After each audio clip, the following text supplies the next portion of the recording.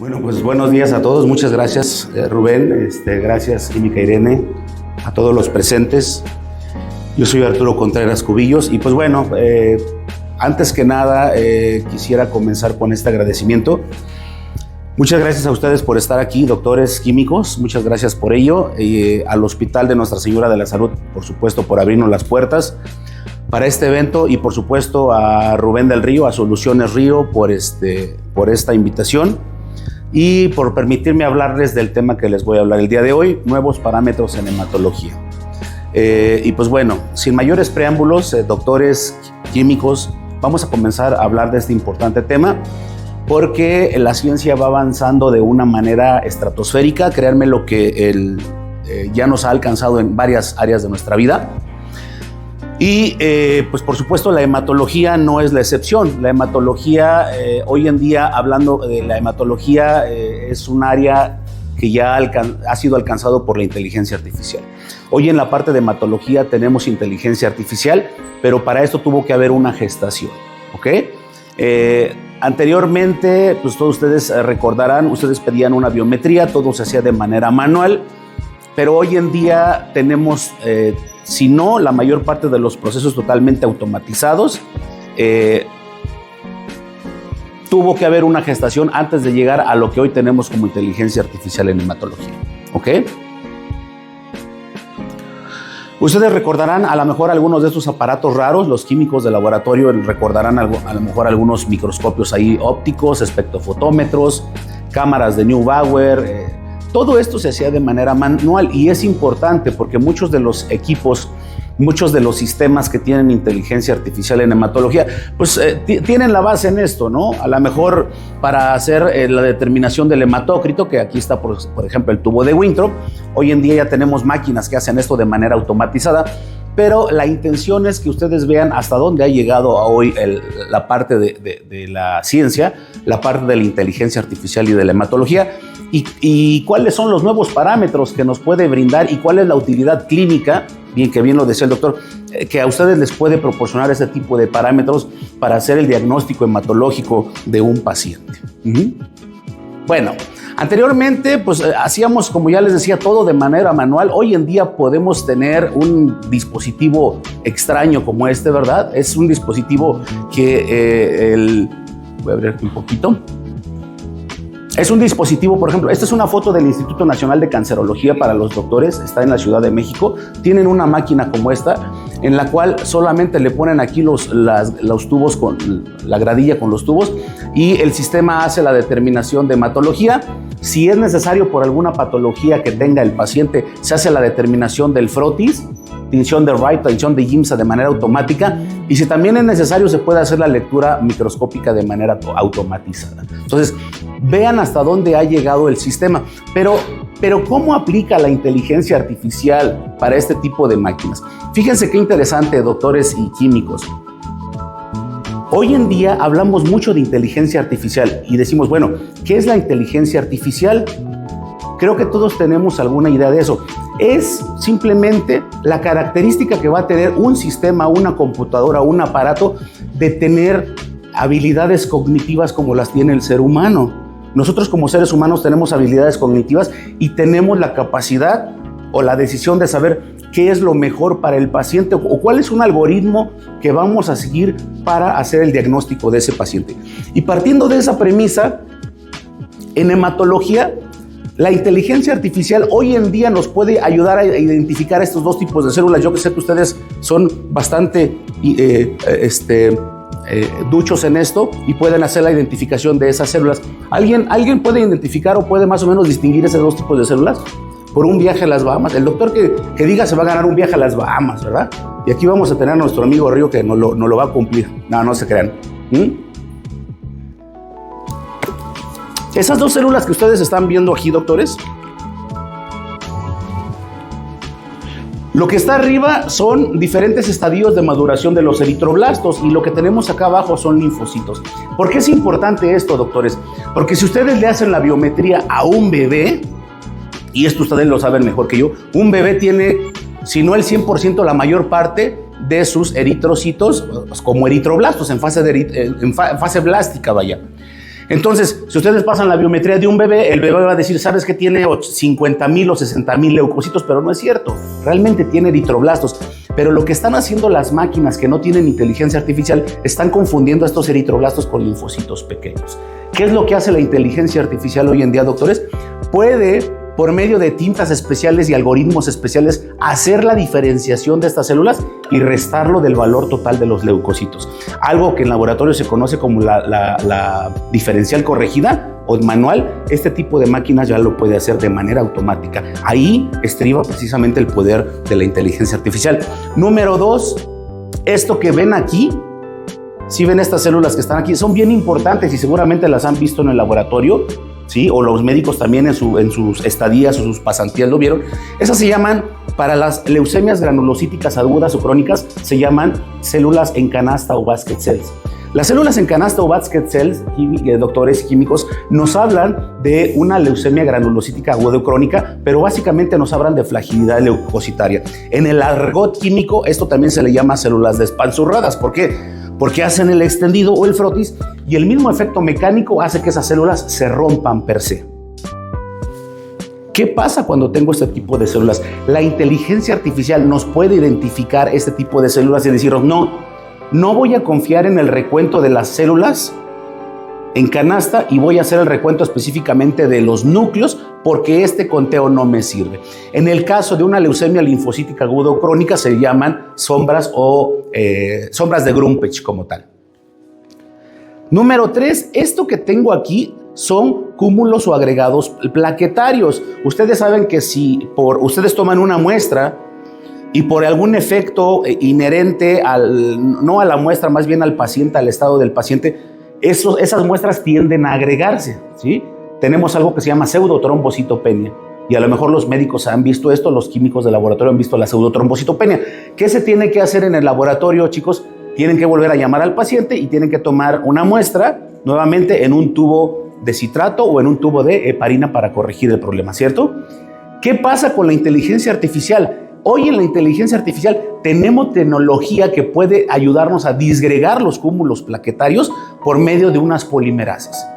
Los sistemas de hematología nuevos por inteligencia artificial detectan, hay cúmulos plaquetarios, hay una pseudotrombocitopenia y yo no puedo reportar eso. Lo que tengo que hacer es calentar la muestra a más de 37 grados centígrados, centrifugarla a 1400 revoluciones por minuto y ese efecto combinado va a hacer que se activen unas polimerasas y tengamos el recuento efectivo de plaquetas. Ya no hay necesidad de estar haciendo o reportarle al médico. Hay de 2 a 3 cúmulos plaquetarios por campo, doctor, con pseudotrombocitopenia. No, se puede hacer un reporte efectivo del número de plaquetas. Reticulocitos, por supuesto, de manera automática. Ustedes lo saben perfectamente que los reticulocitos nos sirven para hacer la mejor clasificación de las anemias. Y, por supuesto, el índice de producción de reticulocitos. El índice de producción de reticulocitos es un parámetro que de alguna manera sirve al médico para saber el recuento real de reticulocitos en aquellos pacientes que están hemodiluidos. Por ejemplo, como decía el doctor, ¿cuál es la aplicación en la vida práctica, en la vida de médico? Entonces, si llega una embarazada, los embarazados están por fisiología natural hemodiluidos, ¿verdad? No están hemoconcentrados, están hemodiluidos, y entonces hace como que los reticulocitos estuvieran falsamente elevados, pero no. Por eso la inteligencia artificial nos ayuda a hacer esta corrección. Bueno, hablando directamente de los parámetros en hematología, doctores, precisamente que es lo que nos interesa y a lo que venimos el día de hoy, ¿cuáles son los nuevos parámetros que han lanzado estas compañías, esta tecnología y para qué me pueden servir? Número 1. Ahí miren, chistoso, le estoy hablando a la coca y le iba a tomar al micrófono. Perdón, Estos parámetros, anteriormente teníamos solamente equipos que nos reportaban 3 tipos de leucocitos. Ahora teníamos equipos que nos reportaban 5 tipos de leucocitos, pero ahora tenemos equipos que nos reportan 6 tipos de leucocitos. Ustedes, doctores, saben perfectamente los 5 tipos de leucocitos. Pero ¿qué creen? Hay nuevas tecnologías con inteligencia artificial, con nuevos parámetros que me reportan 6 tipos de leucocitos. ¿Y esto para qué rayos me sirve? Dirá la química y dirá, esto no me sirve, o está loco, ¿verdad? El químico se levantó, yo creo que del lado izquierdo y no tomó café y está medio loco. No, bueno, los granulocitos inmaduros, esto se llama IMG, chicos. Los granulocitos inmaduros es una sexta población que ahora reportan estas máquinas con esta tecnología y básicamente me agrupan o me engloban 3 subgrupos celulares: mielocitos, promielocitos y metamielocitos. Si yo tengo un paciente que dice, ¿sabes qué? Tiene 60,000 leucos, dirá el doctor, bueno, ¿y para qué me sirve? Si tengo un paciente que me dice, hay 60,000 leucos, pero en el reporte que da el laboratorio dice, el 30% son granulocitos inmaduros, ya desde ahí el doctor ya dice, esto es una leucemia granulocítica que puede ser aguda o puede ser crónica. Ya los sistemas te están dando la orientación, o como dicen por ahí, un norte de cuál es el problema hematológico que tiene el paciente. Si te da granulocitos inmaduros, no vas a ir a buscarle blastos de la línea monocítica, ¿verdad? No es una leucemia monoblástica o una leucemia linfoblástica o linfocítica, no, es una leucemia de granulocitos inmaduros, ¿ok? Aquí ustedes lo pueden ver. Ya después de que vea el frotis, el químico, si vemos que hay maduración, que hay neutrófilos, eosinófilos y basófilos, entonces decimos que es una leucemia granulocítica aguda o crónica con o sin maduración, ¿verdad? Eso depende de lo que vayamos a ver en el frotis. Aquí tenemos un caso interesante. Digo, no se alcanza a lo mejor a ver muy bien, pero vean aquí la cantidad de leucos totales y vean, no alcanzo a ver muy bien, son 64,340 si no me equivoco, y aquí vean que dice 21.5% de granulocitos inmaduros, y todo esto que tenemos aquí, chicos, todo esto son granulocitos inmaduros. Algo importante que se tienen también en este tipo de sistemas es que me da las alarmas y me da los gráficos. Entonces, aquí yo veo directamente, miren, granulocitos inmaduros, y por supuesto que el sistema me está diciendo, aquí hay granulocitos inmaduros, tienes cúmulos plaquetarios y tienes otras cosas, ¿ok? Ya tengo la orientación ahí. En este caso número 1 es un caso de una leucemia mieloide crónica. Pero no solamente nos quedamos ahí, doctores. También tenemos diferentes tipos de reportes de glóbulos blancos. Anteriormente solamente teníamos un reporte, hoy tenemos 3. Glóbulos blancos en el canal de la diferencial, glóbulos blancos en el canal de normoblastos y glóbulos blancos en el canal de reticulocitos. Si yo veo un frotis, por ejemplo, esto es un frotis de un paciente con una anemia hemolítica, vean, estos son eritrocitos normales, pero estos son eritroblastos. Entonces, cuando el sistema hace el recuento en el canal de la diferencial y todo está perfectamente bien, pues reporta aquí. Pero si hay eritroblastos, el mismo sistema por inteligencia artificial, doctor, dice, olvídalo, no puedes reportar el canal de la diferencial porque entonces el valor de los leucos está falsamente aumentado, ¿sí?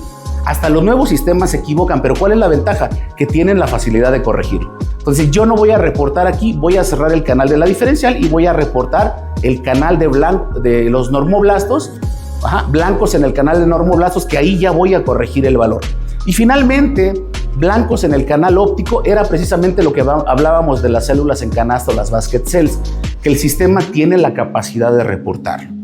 Y ahí es donde viene el error. Si yo proceso una muestra de un paciente que tiene una leucemia granulocítica, químicos, repito, los pacientes con leucemia, no todos, pero el 80 al 90% tienen leucos frágiles. O sea, la membrana de los leucos se rompe fácilmente.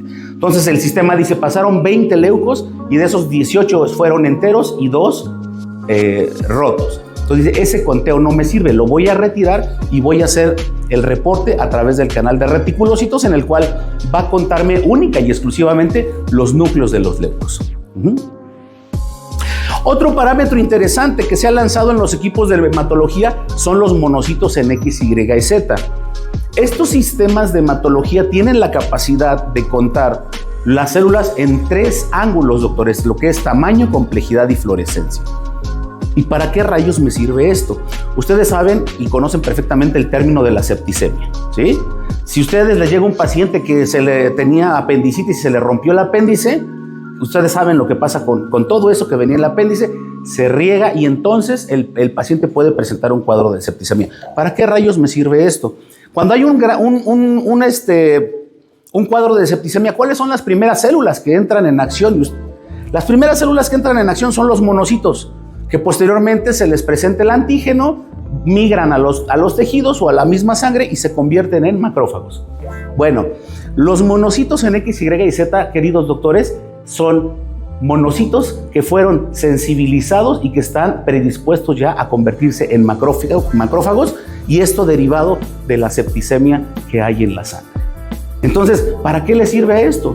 Si ustedes reciben un reporte de laboratorio con estos valores, directamente o lo atienden ustedes o lo refieren con el infectólogo. A ver, señor, este paciente tiene septicemia porque aquí están los valores de monocitos en X, Y, Z y usted sabrá lo que hay que hacer. O ustedes mismos, ¿no?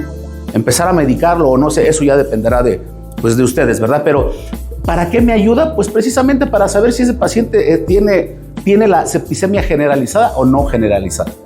¿Ok? Los normoblastos, ¿para qué me sirven? No me voy a meter en tanto rollo, pero todo empieza desde el proeritroblasto hasta llegar a los eritrocitos, que ustedes saben que nos sirven para el transporte de oxígeno y de CO2. Pero encontrar eritroblastos en sangre no es sano, doctores. Encontrar eritroblastos en sangre no es sano. En médula ósea los podemos encontrar, pero en sangre no es sano.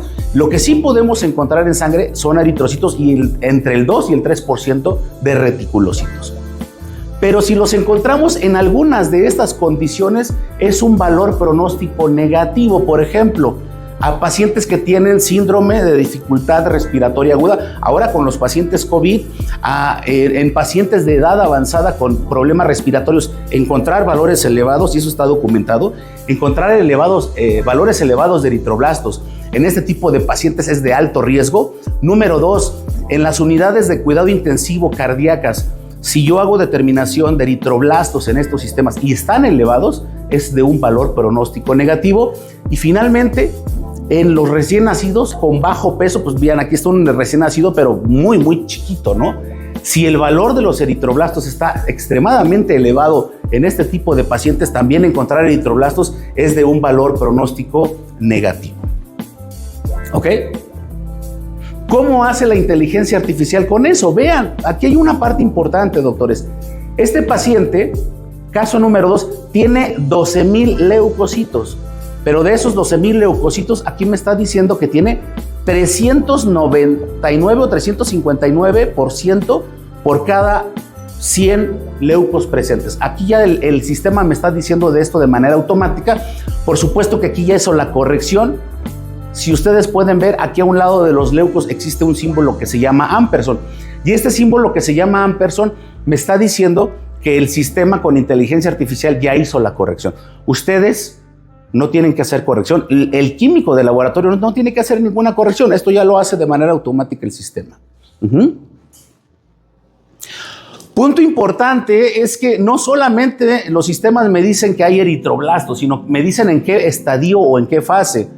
Por ejemplo, desde el proeritroblasto, el eritroblasto basofílico, el policromatófilo, todo eso el sistema lo puede detectar como eritroblastos en la región alta, y lo demás, que es el eritroblasto ortocromático, me lo reporta como radio de normoblastos en la región baja. Ustedes lo pueden ver aquí en la gráfica, doctores y químicos. Vean, estos serían eritroblastos en la región alta y eritroblastos en la región baja. Y ustedes me dirán, bueno, ¿y eso para qué rayos me sirve a mí? Hay un artículo importante, doctores. O sea, todo aquí está documentado, ¿eh? No es algo que se me ocurrió o una puntada que yo dije, bueno, voy a ver a qué les hablo hoy. No. Esto está documentado. Este es un artículo que se escribió en China, en el cual se utilizaron 22 pacientes, fíjense bien, 22 pacientes con anemia megaloblástica y 36 pacientes con anemia refractaria. ¿Y para qué hicieron esto ellos? Ellos quisieron hacer la diferenciación clínica entre la anemia megaloblástica y una anemia refractaria. ¿Qué utilizaron, doctores? Utilizaron médula ósea. Muchas veces estas dos entidades hematológicas suelen confundirse. ¿Cómo puedo hacer la diferenciación? Si yo hago la determinación de la biometría, presentan características muy similares, pero si yo hago un aspirado de médula ósea, voy a encontrar cosas distintas, ¿sí? Aquí en este estudio se llegaron a la conclusión de que presentan, como aquí lo pueden ver, presentan características morfológicas muy similares, pero oh sorpresa, cuando vieron la médula ósea, fíjense bien, doctores, cuando vieron la médula ósea, la fotografía que ustedes están viendo del lado izquierdo es una fotografía de una médula ósea de un paciente con anemia refractaria. La fotografía que ustedes están viendo del lado derecho es una fotografía de una médula ósea de un paciente que tiene anemia megaloblástica. ¿Qué es lo que pueden notar ahí ustedes? Que en el paciente que tenía anemia megaloblástica solamente había precursores más inmaduros. en el paciente que tenía anemia refractaria había de todos los precursores. Había tanto precursores maduros como precursores inmaduros. Entonces, esto sería el radio de normoblastos en la región alta y esto sería el radio de normoblastos en la región baja y alta. Entonces, nos ayudó perfectamente a hacer la diferenciación clínica entre estas dos entidades hematológicas. ¿Cuál es la ventaja? Que cuando ustedes hagan un aspirado de médula ósea, ojo, las nuevas tecnologías ya pueden procesar médula ósea, chicos. Porque hoy en día los equipos pues, nada más procesan sangre total, pero ustedes saben que la médula ósea hasta cierto punto es fibrosa, que puede tener fibrina, puede ser viscosa. Pues bueno, las nuevas tecnologías ya pueden hacer esta diferenciación. Y bueno, ese era una foto, ¿verdad?, del lugar donde se van a ir, ¿verdad? Aparte de las Bahamas, se van a ir a ese lugar. Era como para que se distrajeran un poco la pupila. No, esta es una foto, mis queridos químicos y médicos, esta es una foto del hospital que construyeron los asiáticos en 10 días. Ustedes escucharon por ahí en la televisión, en marzo del 2020, que fue cuando inició todo este relajo, bueno, de hecho fue desde diciembre del 2019, en el cual dice la historia que un amigo asiático se fue a un mercado de mariscos y se comió un murciélago, un pangolini o una civeta americana y que de ahí fue como adquirió el COVID, ¿sí? Eso dice la historia. Bueno, 3 meses después, cuando empezó toda la pandemia, doctores, 3 meses después, los asiáticos construyeron todo esto que ustedes ven, aunque no lo crean, todo esto en 10 días, para contrarrestar toda la pandemia que se había desatado precisamente en China. Esto es en las afueras de Wuhan. Toda esta ciudad se llama Wuhan. En esta ciudad es donde está el mercado de mariscos, donde se dice que comenzó todo el problema del COVID. ¿Y para qué rayos les cuento eso? Porque precisamente en ese hospital los asiáticos evaluaron 3 parámetros para este tipo de pacientes. Uno de los primeros parámetros que evaluaron fue el radio de linfocitos y neutrófilos, y ahorita vamos a ver la utilidad clínica. El radio de linfocitos y neutrófilos fue un parámetro que ellos evaluaron en ese hospital para el proceso inflamatorio, cuando este proceso inflamatorio deriva de un patógeno externo. El valor de corte que ellos establecieron fue un valor de corte de 3. Quiere decir que todos aquellos pacientes que tenían un valor de corte menor a 3 eran pacientes que no presentaban inflamación por un patógeno externo, y en el caso de ese momento eran pacientes COVID que no iban a fallecer o que no iban a tener riesgo de muerte. Hoy sabemos que no solamente sirve para la inflamación por patógenos externos, incluso lo hemos visto en pacientes que tienen cáncer de hígado, cáncer de pulmón, cáncer de páncreas. Cuando yo veo un valor de radio de linfocitos y neutrófilos elevados, ustedes como médicos, cuando el laboratorio les pasa el reporte, ven un valor de corte de estos mayor a 3, aguas, porque ese paciente tiene un proceso inflamatorio, puede ser por un patógeno externo o puede ser por un proceso canceroso, ¿sí? En ese momento, como les decía, en marzo del 2020, se evaluó precisamente para el caso del SARS-CoV-2. Pero también se evaluó otro parámetro, doctores. Ese otro parámetro que se evaluó fue el radio de linfocitos y plaquetas. Y el radio de linfocitos y plaquetas fue un parámetro que se validó para enfermedad mínima residual o procesos cancerosos. Todos aquellos pacientes que presentan cáncer de hígado, pulmón, páncreas, que tienen un proceso inflamatorio, este valor se eleva. El valor de corte que ellos establecieron, doctores, fue un valor de corte de 150. Es sin unidades porque realmente es una división, simplemente es un radio, una división. Ellos establecieron valores más elevados de 150, es un paciente que tiene un proceso inflamatorio por un proceso canceroso. ¿Cuál es el cáncer más común que tenemos? Pues aquí puse un chiquitín, pues por supuesto en la sangre, una leucemia, ¿no? Tengo una leucemia de cualquier tipo, eso es un proceso canceroso en la sangre. Ahora, esto no fue algo que los asiáticos se hayan inventado, doctores. Ya artículos acerca del radio de linfocitos y neutrófilos y radio de linfocitos y plaquetas, ya había artículos desde antes del 2010. ¿Qué fue lo que hicieron los asiáticos? Pues bueno, como dijo nuestro expresidente, todo nos cayó como anillo al dedo, ¿verdad? Entonces esa pandemia cayó como anillo al dedo para que se probaran estos parámetros, ¿verdad? Aunque no fue así, ¿verdad? No fue anillo al dedo, ¿verdad? Pero, como dijo él, pero bueno, miren, Había un artículo que hablaba de biomarcadores preoperatorios elevados basados en el radio de linfocitos y neutrófilos y la proteína C reactiva como valores predictivos de poca supervivencia en pacientes con cáncer de pulmón. Número 2, valor pronóstico de la proteína C reactiva y el radio de linfocitos y neutrófilos en pacientes con carcinoma hepatocelular. O sea, ya había estos artículos como tal.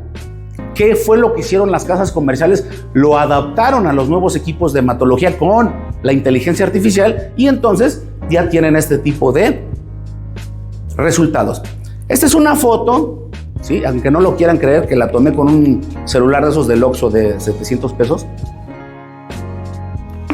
O sea, no es una foto del Google. Esta foto fue tomada en plena pandemia, chicos. No ven ustedes a nadie, porque ese hospital que está en Tlaxcala y que es el Hospital del Niño y de la Mujer se convirtió en hospital 100% COVID. Entonces, por eso no ven a nadie ahí. Bueno, ¿por qué les menciono esto? Porque precisamente en este hospital se metió a evaluar una máquina de estas con nueva tecnología y con inteligencia artificial. Y pues bueno, siempre me gusta a mí hacerme pruebas, entonces procesé mi muestra dentro de los parámetros que les platiqué. Miren, ahí hay un chorro de parámetros, doctores y químicos. Ahí hay un chorro de parámetros. Pero bueno, procesé mi muestra y mi muestra me dio 2.03 de radio de linfocitos y neutrófilos. Acuérdense que el valor de corte es 3. No tenía inflamación por patógenos externos. Y el radio de linfocitos y plaquetas de 91.78, que tampoco se supone que tengo cáncer, ¿verdad? Ojalá y no. Pero mire, un paciente COVID que llegó no entubado, ¿sí ve usted, doctor? 497 y 358. No estaba entubado, pero ya estaba grave. Y miren este que estaba entubado. 1811 con 359. Ambos pacientes fallecieron al segundo día. Pues yo cuando vi estos resultados le dije a la química, oiga, pásenme unas muestras de COVID. Aquí todo es COVID. Pásenme las muestras, las procesé. Yo cuando vi estos resultados les dije, no le veo mucha esperanza a esto. Entonces fallecieron. Casi la química, hoy tiene boca de profeta. No, es que simplemente con ver estos resultados, los asiáticos lo hicieron pensando que estos equipos llegaran a un país en el cual no tuvieran acceso a una tomografía de tórax o a una proteína C reactiva o una reacción en cadena de la polimerasa, solamente con el propio resultado de la biometría que me dé una orientación de qué está cursando ese paciente. Este es un mensaje subliminal para irnos al descanso, ¿verdad? Y para que se les antojen unos totopos, un cafecito, una coca. Salud, chicos. Esto que ustedes están viendo, los nuevos sistemas de hematología le llaman glóbulos rojos fragmentados. Yo le llamo glóbulos rojos en forma de dorito o de totopo. Aquí estamos viendo una anemia hemolítica, pero fíjense qué interesante. Además de que estoy viendo muchos esferocitos, aquí veo esferocitos, aquí veo una célula sendiana. Vean estas células que estoy viendo aquí, doctores. Esto es un esquizocito. Esto se le llama en la literatura esquizocito. Esto es un esquizocito. Son glóbulos rojos en forma de triángulo. Por eso les puse aquí esto. Acá veo otro, acá veo otro. Estos glóbulos rojos en forma de triángulo se les llama esquizocitos y son producidos por varias cosas. Las más comunes, por ejemplo, en el caso de los pacientes COVID, ustedes saben, se trombosaban o se coagulaban. Los coágulos o los trombos son fibrina, pasa la hemodinamia a gran velocidad y entonces los glóbulos rojos se rebanaban. ¿Qué decían los asiáticos? Tengo un paciente con un valor de más de 3 unidades de radio de linfocitos y neutrófilos, esquizocitos elevados y dímero D elevado, es un paciente que va a fallecer. ¿Sí? Tenían que hacer la conjunción, ¿verdad? La conjunción de esas 3 informaciones. Hoy sabemos que no solamente es eso, una coagulación intravascular diseminada yo la puedo identificar con estos parámetros, ¿sí? Con estos parámetros, con este de glóbulos rojos fragmentados, yo puedo saber si tengo una coagulación intravascular diseminada. Bueno, incluso, ¿cómo se llaman estos, Rubén? Los que tocan los bombos, hay un instrumento que tocan como timbaleros, los bombos, ¿no? Bueno, pues no solamente eso, pues los soldados, los que marchan mucho, pues también tienen esquizocitos, ¿no? O también los que tocan los bombos, pues también tienen esquizocitos. Pero pues esos no tienen otro tipo de inflamación más que esquizocitos, ¿verdad? Entonces, Usted le comenta, oye, pues no tienes COVID, entonces eres soldado o eres bombero, ¿verdad? O timbalero. ¿Cómo lo puede identificar el sistema? Fíjense bien, doctores, aquí tengo los glóbulos rojos ópticos, aquí tengo los reticulocitos y todo lo que tengo aquí son plaquetas ópticas. Pero precisamente esta maraña, estos rojos que se hicieron a raíz de esta maraña o esta fibrina, los puede identificar el sistema perfectamente aquí y también lo puede identificar no solamente en valor gráfico, sino también en valor numérico, ¿sí? Si yo lo veo en el sistema, aquí veo cómo se están entrelazando o traslapando los gráficos, tanto el de rojos como el de plaquetas, y entonces aquí me dice el sistema, hay glóbulos rojos fragmentados, abusado, glóbulos rojos fragmentados. Tienes 2.380 leucos, pero tienes glóbulos rojos fragmentados, ¿ok? ¿Y eso cómo lo puedo identificar? Vean, es el mismo caso. Es un caso de una anemia megaloblástica con glóbulos rojos fragmentados. Vean que hay un 11.73% de glóbulos rojos fragmentados o de esquizocitos, ¿sí? Esta parte me parece también súper interesante. No solamente tenemos lo que son no solamente tenemos lo que son reticulocitos, doctores. No podemos decir, el paciente tiene 10% de reticulocitos. Hoy sabemos que del brinco del reticulocito al glóbulo rojo totalmente maduro hay 3 fases adicionales. Reticulocito de baja, de mediana y de alta fluorescencia. Aplicación clínica, lo que tú decías, doctor. ¿Cuál es la aplicación clínica de esto? Si tenemos reticulocitos elevados y anemia, sabemos que es una anemia, pero ¿cuál es la aplicación clínica de esto? Normalmente tenemos, repito, proeritroblasto, eritroblasto basofílico, policromatófilo y ortocromático. Normalmente en la fase de maduración o hematopoyética, el eritroblasto ortocromático expulsa el núcleo y se convierte en reticulocito. Pero si al paciente lo atropellaron aquí afuera y perdió 3 litros de sangre, entonces la fase de maduración se retrocede. Ya no se expulsa el núcleo en la fase de ortocromático, sino se expulsa el núcleo en la fase de policromatófilo, o incluso si pierde más sangre, se expulsa el núcleo en la fase de basofílico. Hagan de cuenta que lo que hace el organismo es como si fuera una pizzería que manda las pizzas crudas, que manda las pizzas sin queso, que manda las pizzas sin jamón. Eso se convierte el cuerpo. ¿Por qué? Porque necesita la médula ósea compensar de una manera rápida la pérdida masiva de sangre. Entonces, ¿para qué rayos me sirve a mí tener esto? Los químicos, estos los llamamos reticulocitos de estrés o reticulocitos tempranos, ¿verdad?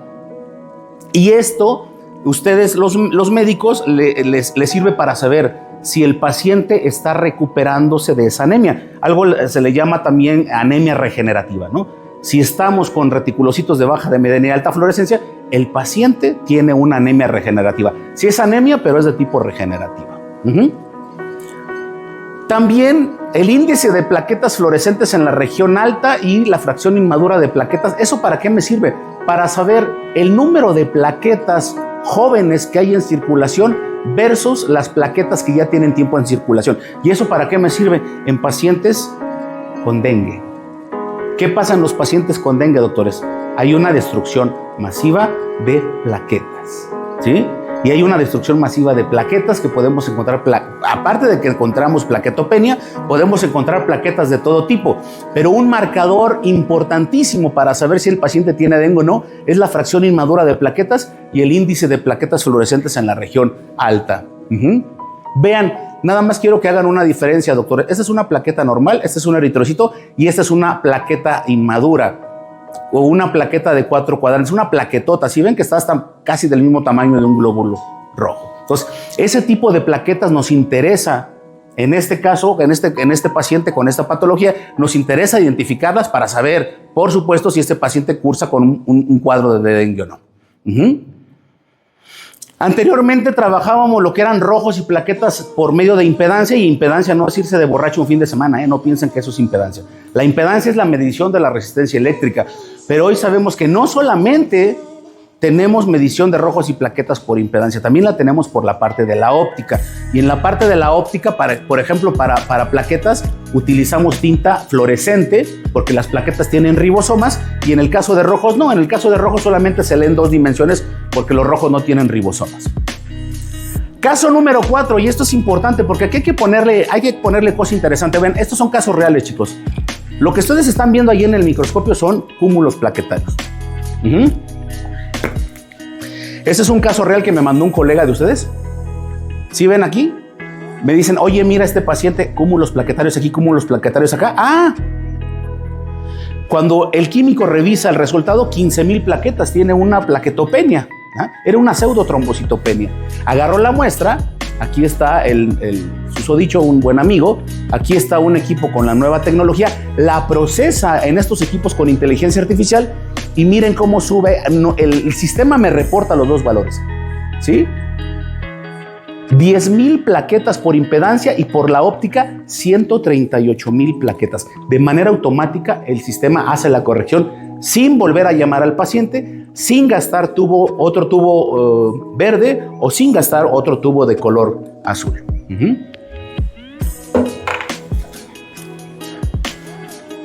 ¿Qué tal si les grita el paciente? ¿No?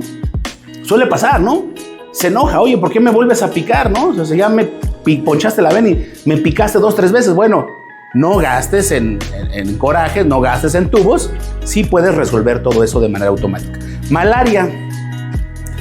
La malaria, ustedes saben que es una enfermedad que se transmite por medio de un parásito, que es el Plasmodium, y pues por supuesto el vector es el mosquito anófeles, la hembra del anófeles, que es la hematófaga. Pero ¿a qué voy con eso?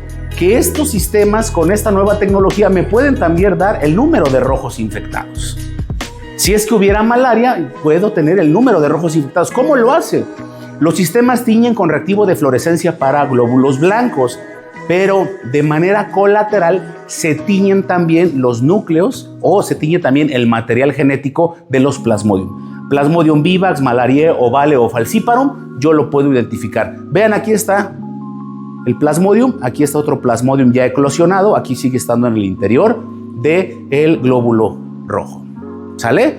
¿Cómo lo detecto en el sistema, doctores? Vean. Este es un caso real que llegó a la Ciudad de México, por eso les digo, abusados. Este paciente pasó como por 3 o 4 laboratorios con médicos y nada más no le daban. Tenía vómito, diarrea, pensaban que era una infección. Pues resulta que el hombre tenía malaria y llegó a la Ciudad de México. El hombre había ido al Congo o África, no sé, ella se infectó. Y muchas veces pensamos, ¿cómo puede llegar aquí una enfermedad de esas tropical? Morelia no es una zona endémica de malaria, o a menos que me equivoque, o ustedes díganme, pero hasta donde tengo entendido no es endémico para malaria, ¿sí? Pero dengue sí hay, y hay mucho. Bueno, la Ciudad de México es un lugar de tránsito. Aquí es un lugar de tránsito también, químicos. Aquí pasa gente de todo el mundo. En México, en la Ciudad de México pasa gente de todo el mundo. Este hombre llegó al laboratorio, a este laboratorio X, y entonces la química procesa la muestra y vean. Entonces ella dice, yo recuerdo que me dijeron que estos parámetros que dan estas nuevas tecnologías con inteligencia artificial son muy importantes. ¿Sí ven que dice número de rojos infectados? Este paciente tenía 3,090,000 rojos infectados.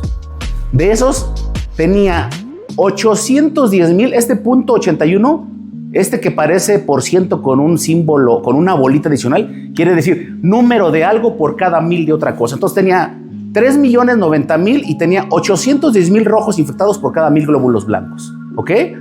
Vean, nos mandó la foto, aquí está el parásito, y en el caso del gráfico, algo que ella sí no sabía, pero que se pudo identificar fácilmente, una doble población de neutrófilos. Cuando se encuentra esto más esto, es seguro que haya malaria.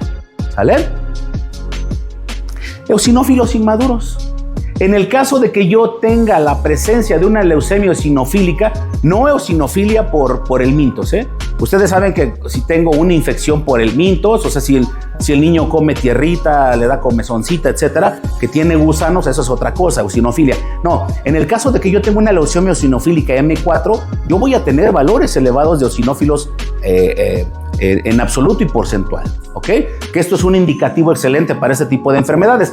Pero hay condiciones las que se deben de cumplir, que debo de tener los eosinófilos inmaduros elevados y también los granulocitos inmaduros elevados, ¿sí? En el caso, si hablamos de una eosinofilia, pues entonces ya estamos hablando de parásitos o de helmintos, ¿no? Hay incluso un tratado completo, aquí les dejo el autor, hay un tratado completo hablando de leucemia eosinofílica aguda crónica, ahí está el tratado completo de la neoplasia hematológica. Finalmente, doctores, ¿qué pasa con el dengue? Con esto voy a terminar la charla. ¿Qué pasa con el dengue? Estas nuevas tecnologías con inteligencia artificial me pueden ayudar no solamente a identificar las enfermedades que ya les dije, también el dengue, que es una enfermedad que aqueja a varios estados de la República. Por ejemplo, ustedes saben perfectamente los síntomas, yo no les voy a meter en esto: dolor de ojos, el quebrantahuesos, salpullido, ¿verdad? Y hasta donde tengo entendido no hay un tratamiento específico para esta enfermedad. Creo que lo único que dan es, si no me equivoco, es paracetamol y reposo absoluto, ¿verdad? Bueno. Pero ¿cómo puedo ayudar al paciente desde el laboratorio? ¿Sí? Para que esto no se vuelva un dengue grave, o sea, que un dengue ya en una fase avanzada. Bueno, hay un parámetro importante que se llama HFC, química irina, esto se llama células de alta fluorescencia. Y los puedo tener yo en 3 casos. Yo puedo tener células de alta fluorescencia cuando tengo una leucemia de monoblastos. Puedo tener células de alta fluorescencia cuando tengo una leucemia de linfocitos o de linfoblastos, y puedo tener células de alta fluorescencia cuando hay estas células. Estas células, doctores, son linfocitos atípicos o activados. Cuando tengo yo una infección viral, como es en el caso del dengue, que es un virus, si yo veo en el microscopio, doctores, voy a tener linfocitos atípicos o activados. ¿Cómo rayos me ayuda esto? Bueno, si yo tengo células de alta fluorescencia, puedo pensar en estas 3 entidades hematológicas, ¿sí? Monoblastos, linfoblastos o células atípicas o activadas, ¿sí? Pero fíjense bien, aquí hay una regla: valores elevados de células de alta fluorescencia sin presencia de puntos magenta. Los puntos magenta, o sea, esa es una parte del gráfico. Los puntos magenta representan monoblastos. Si no hay puntos magenta, pero tengo valores elevados de HFC, eso me hace pensar en dengue. Además de la plaquetopenia. Plaquetopenia con valores elevados de HFC sin puntos magenta, tengo que pensar en dengue. ¿Sí? ¿Qué parámetros adicionales me ayudan también para el dengue? Ya les decía, doctores, la fracción inmadura de plaquetas y el índice de plaquetas fluorescentes en la región alta también me ayudan con dengue.